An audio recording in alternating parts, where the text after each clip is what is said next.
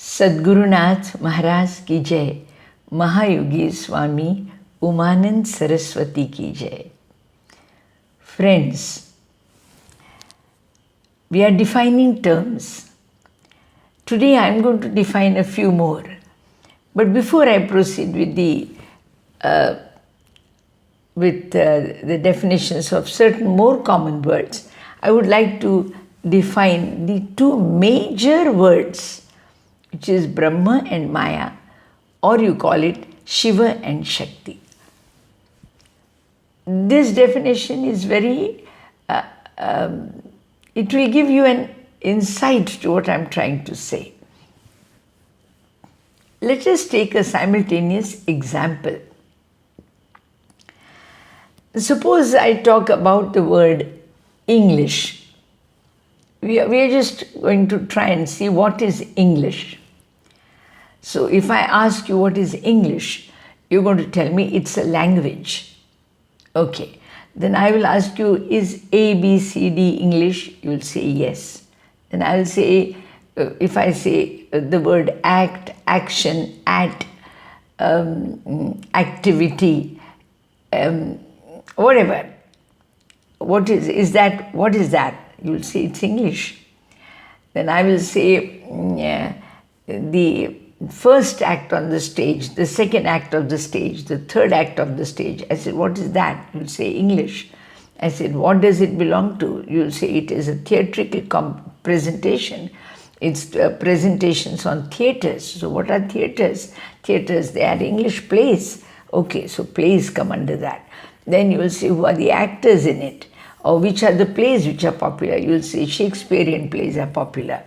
Then you will say, what are the plays? You will say Hamlet. What is the story of Hamlet? And on and on and on and on you can go, just wanting to explain what is English. Or what is English collectively? What all does come under the word English? Can you imagine? Now there are one dictionary. It is so believed that Tilak, Gangadhar Tilak, our great politician leader, earlier leader, Indian leader, he had studied the entire dictionary of 40,000 words by heart. By heart. I memorized it. Now, English it's like an expanse of ocean. It is filled up every country, community, requirement, needs, present day needs.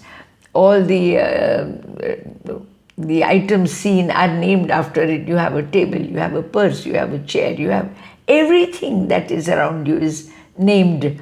There is an English word for it. Now English is as equivalent to the world. For example, of course, same goes with Sanskrit, same goes with Hindi, same goes with any other language. What is that language? Any language has got the potential to describe the entire world. It's not just ENGLISH alphabet of 7 words. No, it's not a word of 7 alphabets. No, it's much more and much more and much more. It's got a prehistory, it's got a past history, it's got English, has got a literature, has got a history. It is classified into 1500 to 1700, 1700 to 1900. English of the British, English of the Americans, English, Indian English, all come under that one word, English. Yes, friends, Shakti is something like that. Shakti is nothing but Prakriti, that Maya. Everything you see in the world which is manifested before your eyes, which has got a form and a name, all that comes under Prakriti. All that comes under Shakti. It's not just 6 words. Shakti is not just a female entity which is presented by the Indian mythology, Indian philosophy. Of course, it is just as the word English or a dictionary. It's a text which is given to you in order to understand in-depth spread, expanse but it is collectively presented to you in form of a book, a text. Similarly, the entire Prakriti is presented before us in the form of a goddess, a beautiful goddess with her maximum grandeur. And it is given, of course, she is given beautiful eyes. The idea is that her vision is extremely beautiful. She is able to see beyond.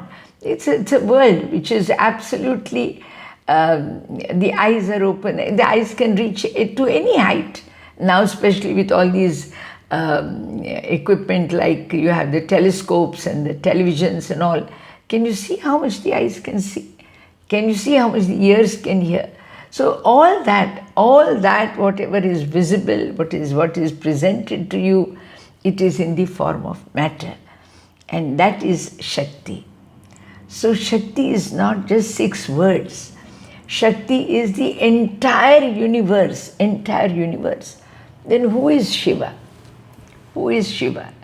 Why are there 2 different words for the entire universal God and Goddess concept?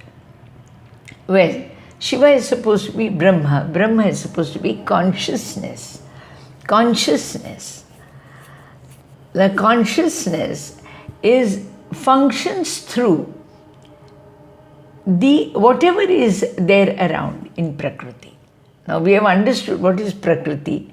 We have understood that it is anything that is audible, edible, easily seen, heard, whatever comes under visualization, and whatever comes under the 5 sense organs. Because just as English is made of A, B, C, D, E, 26 alphabets, similarly, Prakriti is made of 5 elements.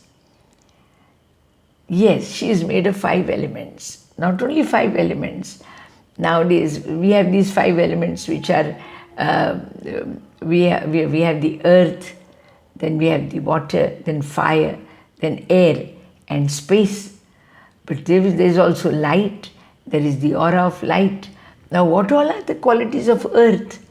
Earth is fragrance. So anything and everything that comes under the fragrant world, which is the flowers, the trees, the soil, whatever, everything belongs to the earth element. Fire. What is fire? How much? Water. How much? We are continuously consuming water. It is continuously there. Oceans are there. What will come under water? Oceans are there. Then the fish world, the ocean world is there. And then there are steamers, the boats are there. Then there is travel, the trade. Everything comes under that. Then you have the transportations, the air, vayu, it moves. Yes, we have the horses which run. Everything that is related with speed will come under air. Whatever. So can you imagine, just as the English is continuous expansion of everything and everything around you, similarly Shakti is everything and anything around you. So when you talk of Shakti, it is the power which each power, of course Shakti is related with the understanding of power. Now, whom does this power belong to? Whom does the power belong to? The power belongs to somebody. Now, you are living in a house. The house belongs to you. Similarly, I am living in my house. My house belongs to me. So, this is belongingness. It belongs to somebody. So, who does this entire Shakti belong to? So the possessor, the owner of this Shakti is Shiva. The owner of the Shakti, we have to give some terms for our understanding because we need language. We need the help of language to understand. The entirety of the universe, you have to actually experience it for the actual understanding. That's practical knowledge. But for us to understand when we are communicating, talking to others, for a word which is easier for explanation, who is there? We are the owner of the entire Prakriti. Now we have already told you how expansive is Prakriti.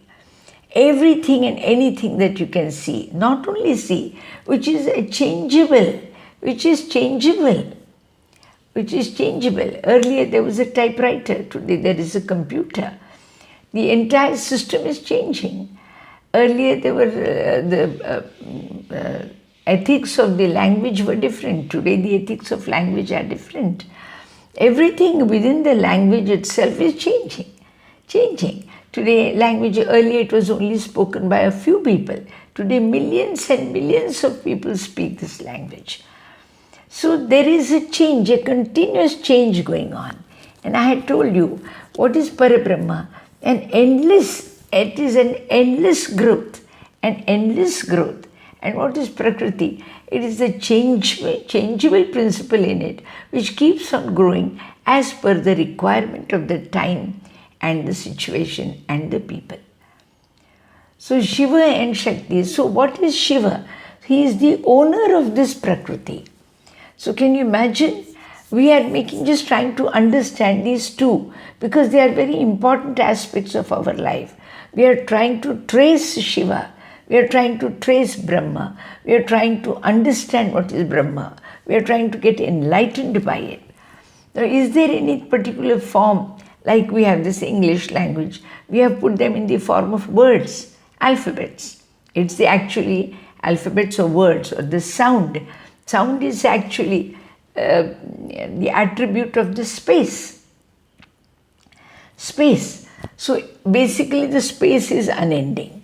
Right up to all the celestial worlds and all universe, you go up to it, however far you want to go, you go. There is still something left for us to see from one point. You reach up from one point to the other end of the Pune, and again you look forward, you will see the street still going on. So it's an endless journey. So space is endless. The attribute of space is sound. The sound is endless. The sound is transformed into words. The words are endless.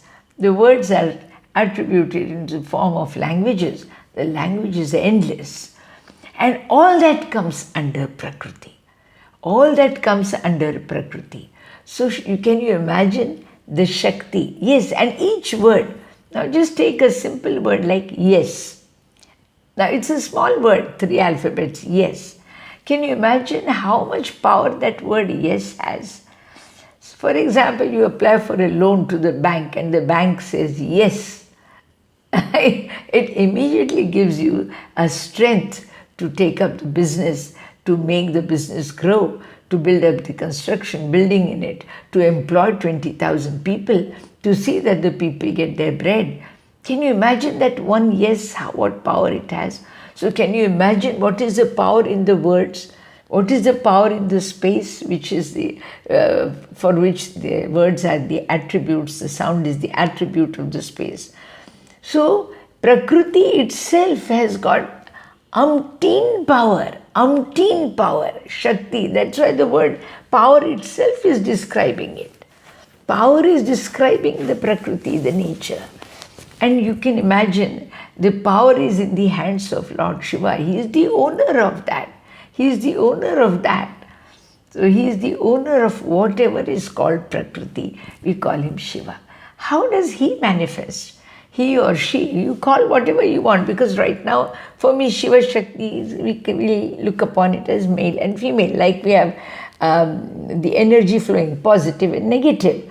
So you have plus sign and minus sign, something like that. So male, female, because that's a general law in the universe. Everything gets divided into 2 presentations, male and female.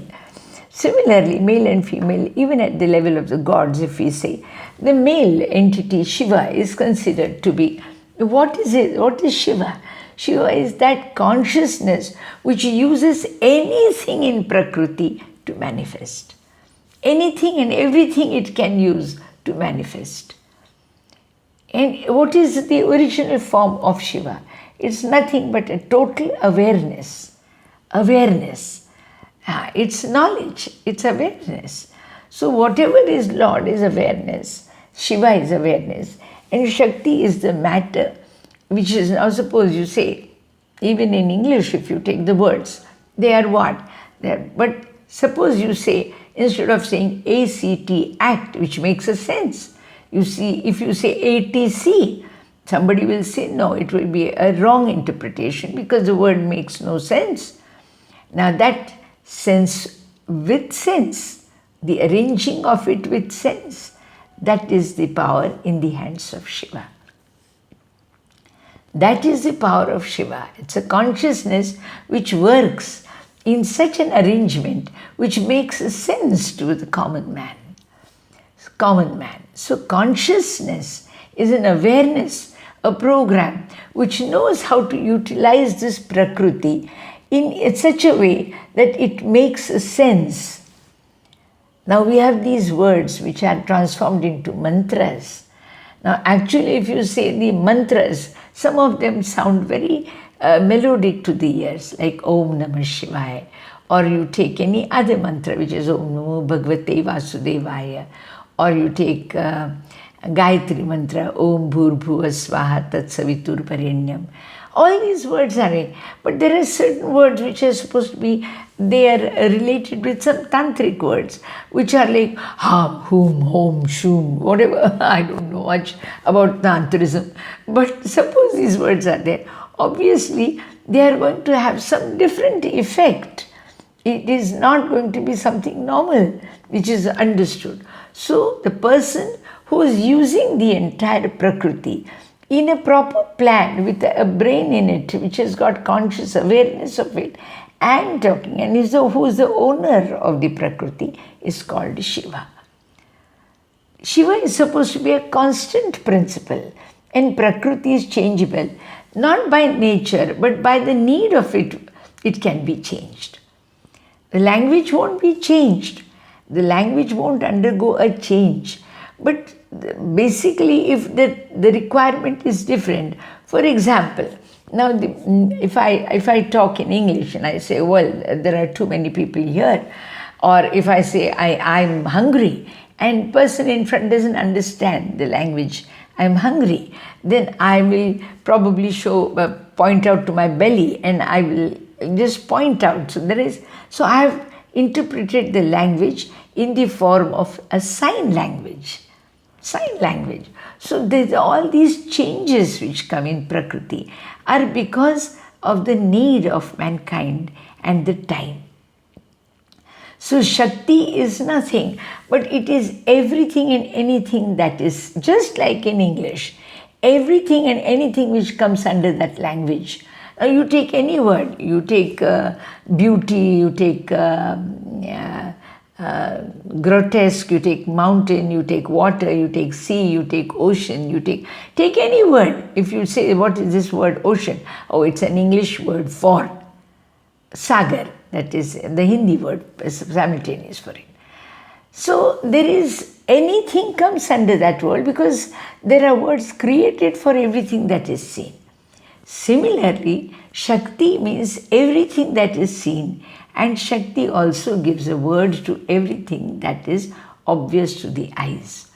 And who is the owner? Who is able to handle this? Because look at the vastness of it. Like we need scholars to handle the language aspect of it. We need the people who know English, because there are about 1/3 of the world doesn't know English, or 2/3 of the world may not know English. So similarly, most of us don't know how to use the matter around us for our benefit. We use it, but we use it very small proportion. We take certain things, and small example, we may use just a little aspirin to, if the headache is there. There is a wiser person who uses it to put it in the flower vase, so the flowers continue to stay fresh for some time. Now, this is knowingly using a certain element. So Shiva is all that. Let me put, just as Shakti is everything that is changeable, Shiva is everything that is consciousness, that is awareness, that is intelligence. Anything which comes under intelligence, let's give the credit to Shiva. And everything which is owned by that intelligence for its usage is called Prakriti, that is Shakti. So Shiva and Shakti are beautiful terms. I have realized that various Upanishads have been studied and put in form of books. Now, like Bhagavad Gita has got a certain number of Upanishads, the content of certain Upanishads put in Bhagavad Gita. Similarly, there is a text which is Amrutanubhav, which is there in as one of the works of Sant Jnanadev of Maharashtra. Now he talks of Shiva, Shakti, then he talks of the child born out of them. Now it is called a child. Now there is also the egg, concept of egg is also referred to.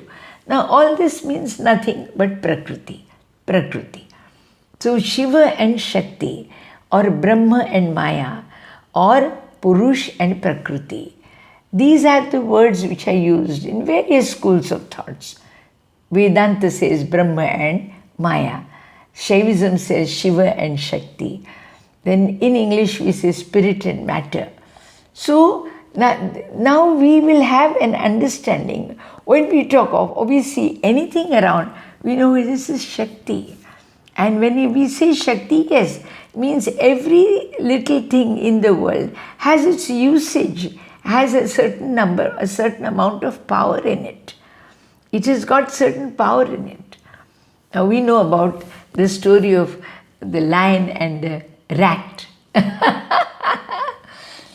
The lion used to look up at the rat, and while one day he sees the mouse around and he's about to put his paw on it and kill it, the mouse says, "You're so strong and you're so handsome looking, and you're the royal king of the jungles, and I'm a small, meager little creature. Why do you want to kill me? If you spare me someday, I'll be of some use to you." So the lion says, what use can you be to me? You are hardly so insignificant. You can't be of no use to me. So he says, anyway, I'll try and be of some use to you when you need me most. So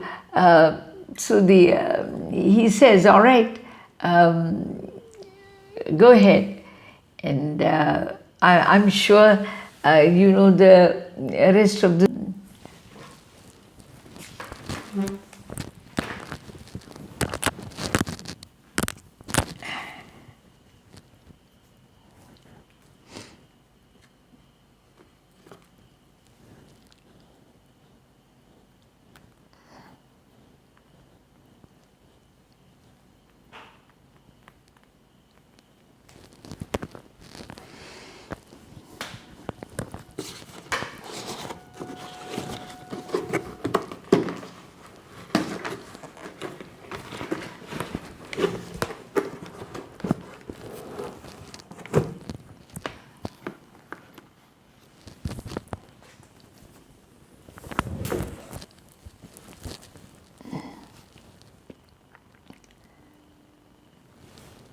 Yes, I had to make a little change.